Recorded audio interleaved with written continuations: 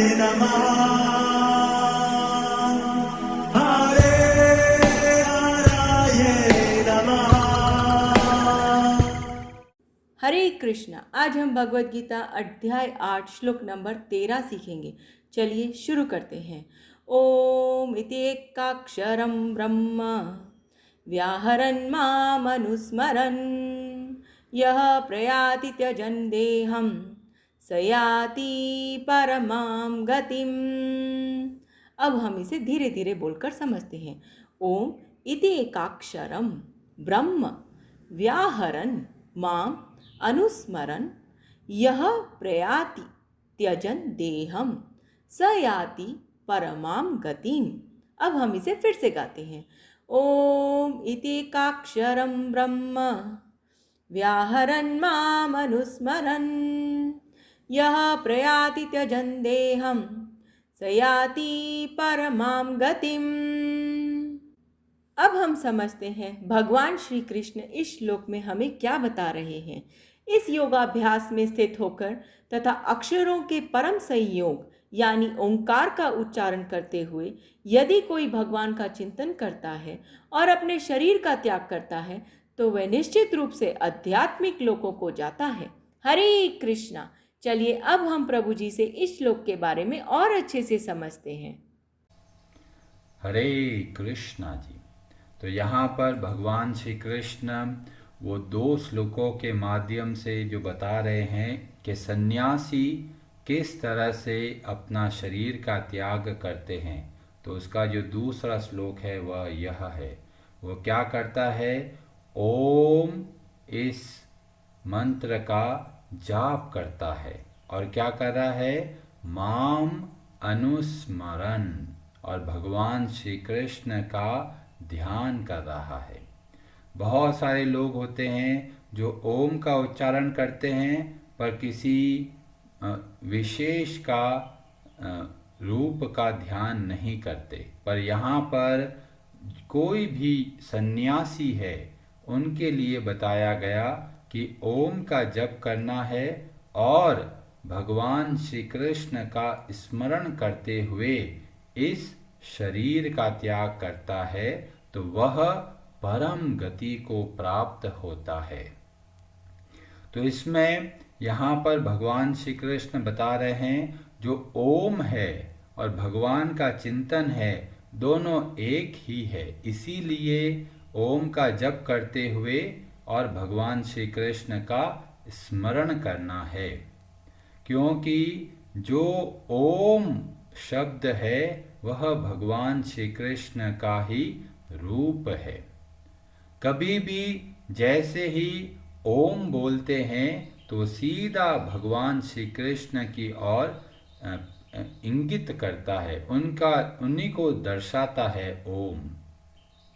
तो इस श्लोक के माध्यम से बहुत सारे लोग बोलते हैं, बहुत सारे गुरु बोलते हैं, अरे देखो भगवान श्री कृष्ण स्वयं बोल रहे हैं ओम का जाप करो।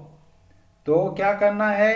अरे ये हरे कृष्णा हरे रामा करने से कोई मतलब नहीं है, ओम का जाप करो। ऐसे जो गुरु बोलते हैं इसका मतलब है कि उन्होंने शास्त्रों को अच्छे से नहीं अध्ययन किया। शास्त्रों में इतने सारे उदाहरण, इतने सारे श्लोकों के माध्यम से बताते हैं भगवान श्री कृष्ण का नाम कितना पवित्र है। तो ओम शब्द का जाप करना और भगवान श्री कृष्ण का स्मरण करना ये मुख्यतः जो संन्यास योग का आश्रय लेते हैं उनके लिए बताया गया है। क्योंकि भगवान श्री कृष्ण ने बोला कि 2 श्लोकों में वो विधि बता रहा हूं जिससे कि सन्यासी जो अष्टांग योग का आचरण करता है, घर बार छोड़ चुके हैं, वे किस तरह से भगवान को प्राप्त हो सकते हैं। तो यह जो ओम शब्द का बताया गया वह वास्तव में संन्यास योग का जो पालन करने वाले अष्टांग योगी है उनके संदर्भ में यह श्लोक है।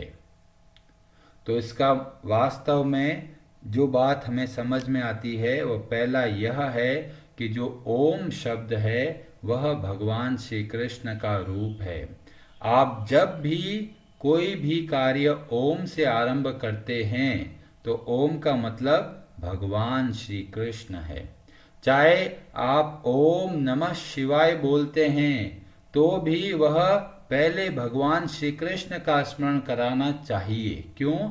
ओम जो शब्द है वह भगवान श्री कृष्ण का रूप है और इसी को भगवान श्री कृष्ण ने पहले भी बताया था और 10वें अध्याय में भी बताएंगे। 7वें अध्याय के 8वें श्लोक में भगवान श्री कृष्ण ने बोले थे, प्रणवः सर्ववेदेषु।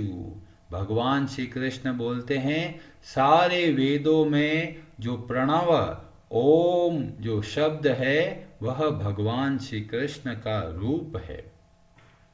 10वें अध्याय में भी आगे भगवान श्री कृष्ण बोलेंगे, गिराम अस्म्येकम अक्षरम। जो ध्वनि होती है उसमें जो ओम शब्द है वह भगवान श्री कृष्ण का रूप है। और उसी श्लोक में आगे बोलते हैं, यज्ञानाम जप यज्ञोस्मि। सभी प्रकार के यज्ञों में जो जप का यज्ञ है वह भगवान श्री कृष्ण का रूप है। तो जो ओम का उच्चारण करते हैं और भगवान श्री कृष्ण का स्मरण करते हैं वे भी भगवान श्री कृष्ण के धाम को जाते हैं। और जो भगवान श्री कृष्ण के नामों का जप करते हैं जैसे हरि नारायण कृष्ण हरे कृष्ण, इस तरह से भगवान के नाम का जप करते हुए शरीर का त्याग करते हैं वे भी भगवान के धाम को जाते हैं। जो लोग ये कहते हैं ओम बड़ा है और ये हरे रामा हरे कृष्णा छोटा है तो गलत समझते हैं। बहुत सारे हमारे शास्त्रों में बहुत विस्तार से वर्णन आता है। तो जैसे कि नारद पुराण में वर्णन आता है, नारद पुराण में, और उसी को चैतन्य चरितामृत में भी वर्णन आता है। और वहाँ पर आता है हरे नाम हरे नाम एव केवलम कलौ नास्त एव गतिर अन्यथा।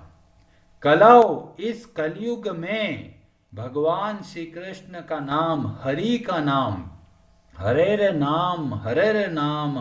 नाम एव केवलम, केवल भगवान श्री कृष्ण के नाम का ही इतना प्रभाव है कि कलयुग का उसका कोई प्रभाव नहीं डाल सकता और उसके सिवाय और कोई गति नहीं है।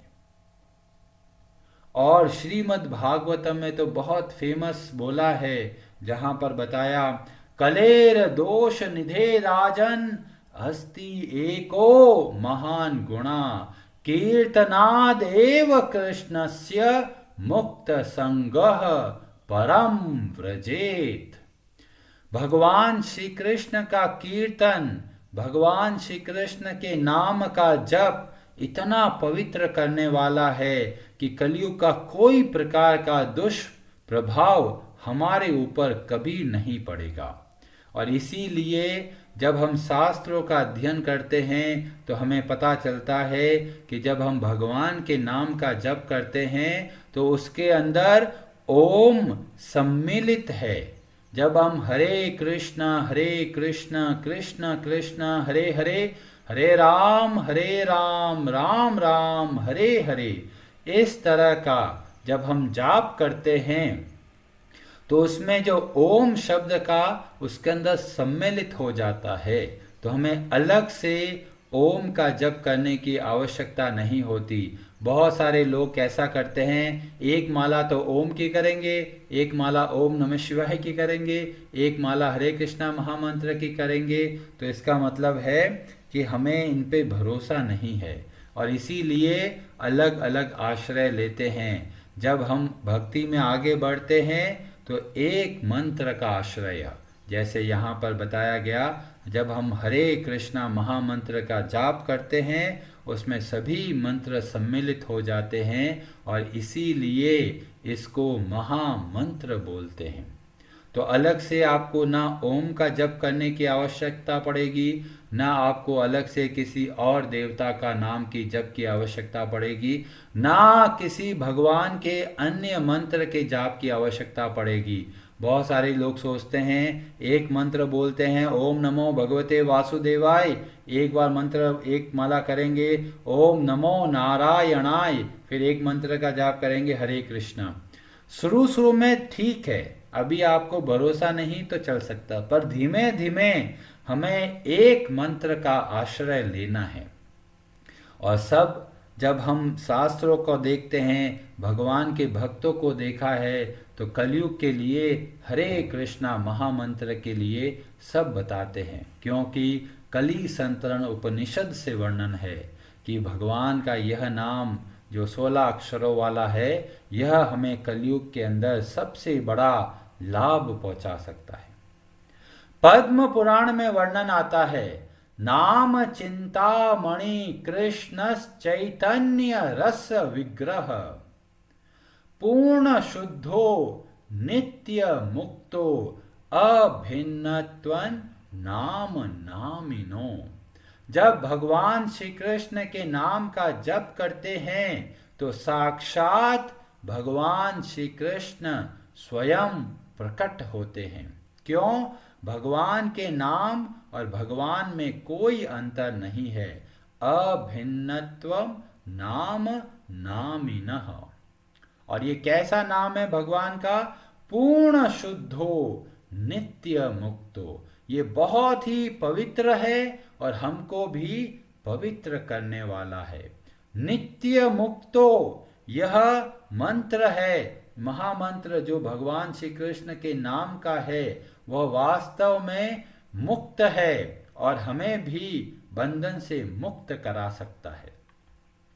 और भागवतम में तो भीष्म पितामह जब प्राण त्यागने वाले होते हैं तब वो बोलते हैं, भक्त्या आवेश्य मनो यस्मिन् वाचा यन नाम कीर्तयन् त्यजन कलेवरम योगी मुच्यते काम कर्म भीह। तो भक्ति आवेश्य, भक्ति से पूर्ण, मनो यस्मिन, मन को जो भगवान के चरणों में लगाते हैं, वाचा, वाणी को क्या करते हैं, यन नाम कीर्तयन, जो वाणी के द्वारा भगवान श्री कृष्ण के नाम का कीर्तन करते हैं, जप करते हुए, त्यजन कलेवरम, अपने शरीर का त्याग करते हैं, योगी मुच्यते, सभी प्रकार के बंधनों से मुक्त हो जाता है। तो कोई बोलता है अरे हरे कृष्णा हरे रामा छोड़कर ओम का जाप करो, तो समझ लीजिए उन्होंने शास्त्रों का अध्ययन नहीं किया है। हमारे शास्त्र जैसे नारद पुराण और पद्म पुराण और श्रीमद् भागवतम, इनमें भगवान के नाम की कितनी महिमा बताई गई। पूरी एक कथा आती है अजामिल की, जिसमें बताया गया भगवान के नाम की जप की कितनी भारी महिमा है।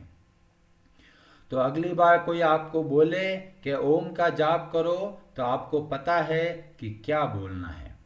हरे कृष्णा जी, आप सबका बहुत बहुत धन्यवाद। हरे नमः।